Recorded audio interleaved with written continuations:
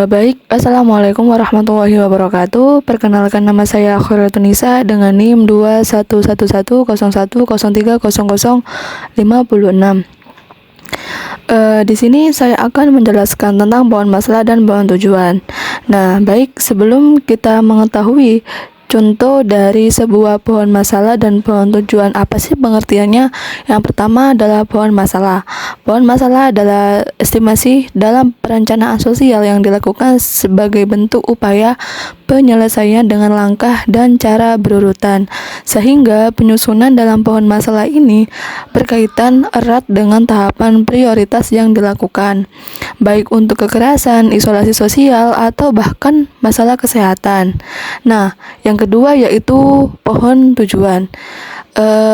Selepas dari pohon masalah, kita harus bisa menentukan bagaimana pembuatan dalam proses perencanaan pohon masalah, yaitu selalu takkan lepas dari pohon tujuan. Hal ini sendiri mengandung intisari bahwa segala permasalahan yang tersaji harus diselesaikan dengan berurutan. Hubungan keduanya kebahagiaan kesatuan yang dipisahkan. Berikutnya yaitu cara membuat pohon masalah dan pohon tujuan. Ada beragam teori dan langkah pembuatan pohon masalah dan tujuan. Hal ini dilakukan guna menyusun kerangka konsep yang jelas antara satu masalah dengan masalah yang lainnya. Langkah yang pertama yaitu menyusun prioritas. Nah, langkah yang pertama ini adalah dengan menyusun prioritas di dalam pembuatan pohon masalah dan tujuan. Pemanfaatan prioritas yang disampaikan bisa melihat pada konsep dasar dan melindasi masalah itu muncul di dalam masyarakat.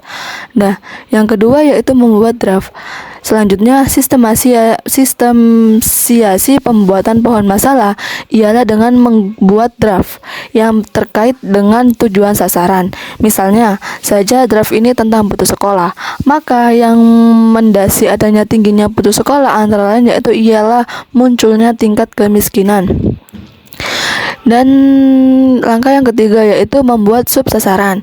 Nah, sistemasiasi pembuatan pohon masalah selanjutnya ialah membuat subsasaran dengan tujuan permasalahan yang diungkapkan.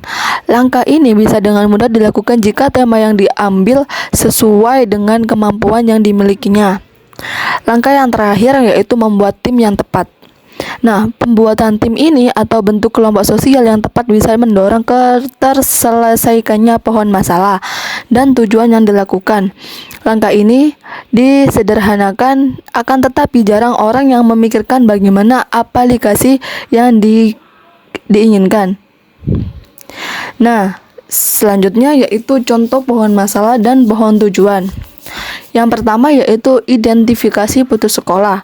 Nah, identifikasi putus sekolah ini ialah di mana kondisi putus sekolah menjadi salah satu masalah sosial di Indonesia yang pada saat ini sedang banyak terjadi. Dengan kalimat deskripsi mengenai materi ini, pengulasan yang baik setidaknya penyusunannya dibuat dengan seperti di bawah ini. Yaitu dari jumlah contoh mengenai jumlah masalah yang ditujuan di atas, dapat disimpulkan bahwa salah satu unsur utama di dalam penulisannya harus ada solusi yang ditawarkan serta tujuan dan goals yang ada didapatkan. Yang kedua yaitu korupsi. Contoh penyusunan identifikasi analisis korupsi juga bisa dijabarkan dalam bentuk pohon masalah dan pohon tujuan. Perihal ini terkait dengan banyaknya pegawai negeri sipil yang di lingkungan dinas pendidikan kabupaten tertentu, di mana ketika jam kerja dinas di dinas pendidikan kabupaten sudah dimulai pada pukul 8 waktu Indonesia Barat. Namun pegawai yang sudah datang seringkali sarapan di kantin terlebih dahulu dan baru siap bekerja pada pukul 8:15 waktu Indonesia Barat. Bahkan ada beberapa pegawai yang baru datang pada pukul 8:30 atau setengah 9 waktu Indonesia Barat.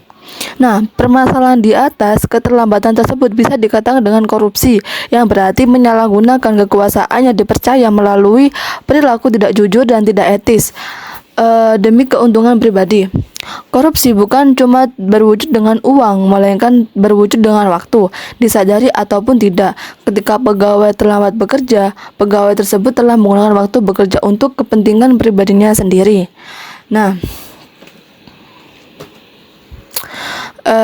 Terima kasih. Cukup sekian penjelasan dari saya. Mohon maaf bila ada kata-kata atau bahasa yang kurang tepat. Mohon maaf dan terima kasih. Selebihnya, Assalamualaikum warahmatullahi wabarakatuh.